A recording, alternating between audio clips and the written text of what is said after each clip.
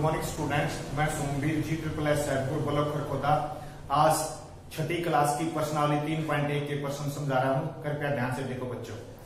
देखो इसमें क्या है, प्रश्नावली 3.1 में क्वेश्चन नंबर जो 1 है उसमें क्या है, गुणनखंड ज्ञात करने हैं। दी गई संख्याओं के क्या ज्ञात करने हैं, गुणनखंड। जैसे 24 है, 24 जो संख्या है वो इसमें सबसे पहले 24 के गुणनखंड ज्ञात करने के लिए हमने विभाज्यता के नियमों का ज्ञान होना चाहिए। 24 को जैसे 24 1 से भाग होता है तो 24 को मैं 1 से भाग करूंगा, कितना आएगा बच्चों, 24 आएगा। फिर 24 2 से भी भाग होता है तो 24 को अगर मैं 2 से भाग करूंगा, 24 को कितने से भाग करूंगा, 2 से, तो कितना आ जाएगा बच्चों, 12। 24 को 2 से भाग करते ही 12 आ जाएगा। 24 3 से भी भाग होता है, 24 किससे भाग होता है, 3 से, तो 3 8 24 तो 8 आ जाएगा। फिर 24 4 से भी भाग होता है, 4 6 24 तो 6 आ जाएगा। फिर 24 को हम 5 से भाग होता ही नहीं तो 5 से भाग नहीं होगा विभाज्यता के नियम के अनुसार। फिर 6 से भाग होता 24 तो 6 चौक 24। देखो 4 और 6 यहाँ रिपीट हो गए, तो जहां रिपीट हो गए उसको इस तरह से अंडरलाइन कर देंगे।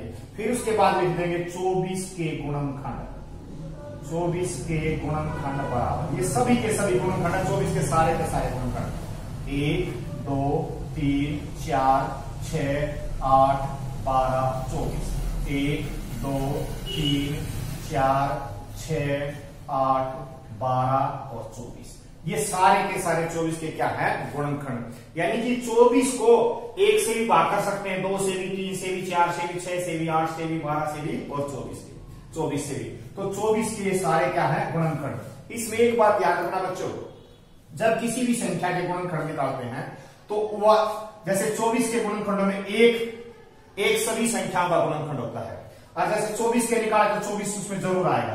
तो कोई भी संख्या स्वयं की गुणनखंड होती है और एक सभी संख्याओं का क्या होता है, गुणनखंड। दूसरा पार्ट है इसका, 15 के गुणनखंड ज्ञात करो। तो 15 के भी गुणनखंड विभाज्यता के नियम के अनुसार हम निकाल सकते हैं। 15 को 1 से भाग करेंगे 15 आएगा।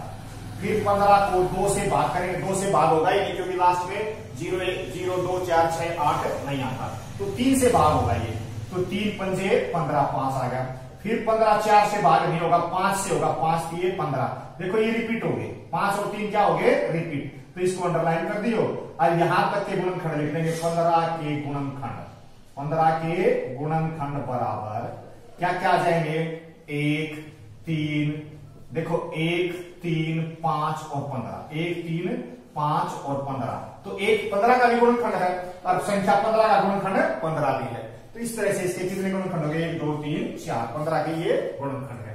एक दो क्वेश्चन और देखिए, जैसे मान लो आ जाए 36 आ जाए, 21 देख लेते हैं। 21 को 1 से भाग किया आपने तो 21 ही आएगा। 21 को 2 से भाग होगा ही नहीं तो 2 ले लिखेंगे, 3 से भाग होगा, 3 7 21। फिर 21 को 4 से भाग करके देखें, 4 से भी भाग नहीं होगा 21, तो 5 से भी नहीं होगा, 6 से भी नहीं होगा, 7 से होगा, 7 3 21, 7 और 3 देखो यहां भी है, यहां भी रिपीट हो गए, तो अब लिख देंगे 21 के गुणनखंड बराबर, गुणनखंड बराबर 21 के गुणनखंड आ जाएंगे 1 3 7 21। एक तो ये 1 3 7 और 21, ये इसके क्या हो गए, गुणनखंड। इसी तरह से कोई संख्या थोड़ी सी बड़ी आ जाए, 36 के गुणनखंड ज्ञात करो। जैसे उसी में एक पार्ट है 36 के गुणनखंड, तो 36 को हम सबसे पहले 1 से भाग करें तो 36 ही आएगा। फिर 36 को हम 2 से भाग करें, 36 को 2 से भाग करके देखना 18 आ जाएगा बच्चों। फिर 36 को 3 से भाग करेंगे, इस तरह से नंबर वाइज भाग करते चले जाएंगे। 36 को जब 3 से भाग करेंगे तो 12 आ जाएगा। फिर 36 को 4 से भाग करेंगे, 4 नहीं 36 9 आ जाएगा।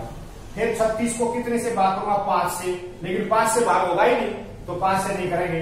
फिर 6 से भाग करेंगे, 6 6 36। अब देखो 6 रिपीट हो गया, 6 क्या हो गया, रिपीट। तो यहां पर भी 36 के गुणनखंड ऐसे लिखेंगे, 36 के गुणनखंड बराबर क्या क्या हो जाएंगे, 1 2 3 4 6 लिखा जा चुका है, 9 12 18 36, 1 2 3 4 6 9 12 18 और 36, तो ये 36 के क्या हो जाएंगे, गुणनखंड। तो फर्स्ट क्वेश्चन में इसी टाइप के क्वेश्चन पार्ट है। इसके बाद आता है गुणज, जैसे दूसरा क्वेश्चन है उसमें आते हैं गुणज, गुणज कैसे निकालते हैं। जैसे पहला पार्ट है उसमें 5 के गुणज लिखो, 5 के प्रथम 5 गुणज लिखो, प्रथम 5 गुणज लिखो। 5 के प्रथम 5 गुणज का मतलब है 5 के पहाड़े में जो आते हैं, 5 के टेबल में जो आते हैं वे 5, 10, 15, 20 और 25। ये 5 के क्या हो गए बेटे? 5 गुणज हो गए, पहले 5 गुणज। फिर अगला पार्ट है 8 के प्रथम 5 गुणज। तो 8 के प्रथम 5 गुणज लिख रहे हैं तो 8 का पहाड़ा लिख देंगे 8, 8 दूनी 16, 8 किया 24, 8 चौक 32, 8 पंजे 40। फिर उसके बाद थर्ड पार्ट है 9 के प्रथम 5 गुणज लिखो। अब 9 का पहाड़ा लिख देंगे 9 एकम 9, 9 दूनी 18, 9 तिया 27, 9 चौक 36, 9 पंजे 45। ये 5 हो गए। 6 पूछे 9 ठीक है 54 और आ जाता है। जितने भी गुणज पूछे उस तरह के गुणज लिख सकते हैं। इसके बाद थर्ड क्वेश्चन है, उसको थोड़ा सा ध्यान से देखो। उसमें क्या है? मिलान करना है, आपस में आपने क्या करना है? मिलान। पहले देखो गुणजों को देखते हैं। ये लिखा है 35, 15, 16, 20, 25, 140। यहाँ 8 का गुणज, 7 का गुणज, 70 का गुणज, 30 का गुणनखंड, 50 का गुणनखंड, 20 का गुणनखंड। 8 का गुणज का मतलब 8 के पहाड़े में कौन सी संख्या इसमें आती है? 35 नहीं आता, 15 नहीं आता, 16 आता है। तो इसको इससे मिला देंगे। 8 का गुणज लेंगे, क्या है? 8 का गुणज। फिर 7 का गुणज, 7 के पहाड़े 35 आता है, 7 पंजे 35, तो ये 7 का गुणज आ गया। फिर इसके बाद है 70 का गुणज। 70 के पहाड़े में 70 दूनी 140 की आता, 70 दूनी 140, तो ये इससे मिलान हो गया। फिर कहता है 30 का गुणनखंड। तो 15 के पहाड़े में 30 आता है, 15 दूनी 30, तो ये 15 का गुणनखंड इससे मिलान हो गया। फिर कहता है 50 का गुणनखंड। 20 के पहाड़े 50 नहीं आता, 20 के पहाड़े में 20 आता है, तो 20 का गुणनखंड क्या है? 20। 20 का गुणनखंड हो गया। और फिर क्या बच गया भाई? 50 का गुणनखंड। 50 का 25 दूनी 50 होता है, तो 50 का गुणनखंड। इसको 5 में को ई से मिला देंगे। इस तरह से मिलान हो गए। और क्वेश्चन नंबर जो 4 है उसमें कहता है 9 के गुणज लिखो। 1 से 100 तक जो 9 के गुणज आते हैं वे क्या होते हैं? 1 से 100 तक की संख्याओं में 9 के गुणज, 9 के गुणज। 1 से 100 तक की संख्याओं में 9 के गुणज कौन कौन से हैं? तो 9 के गुणज 9 का क्या लिखते हैं? पहाड़ा 9 दूनी 18, 9 तिया 27, 9 चौक 36, 9 पंजे 45, 9 छीक 54, 9 सते 63, 9 अट्ठे 72, 9 नीम 81 और 9 दाएं 90। फिर लेकिन कहा इसमें 100 तक है, तो 90 के बाद क्या आएगा बच्चों? 99। तो अब ये 1 से लेकर 100 तक की संख्याओं में जो 9 के गुणज हैं वे सारे इसके अंदर दिए लिखे हुए हैं। 9 की टेबल 90 तक नहीं, आगे भी लिखेंगे 99 तक। तो इस तरह से प्रश्नावली 3.1 के 4 प्रश्न है, इन्हें करो बच्चों।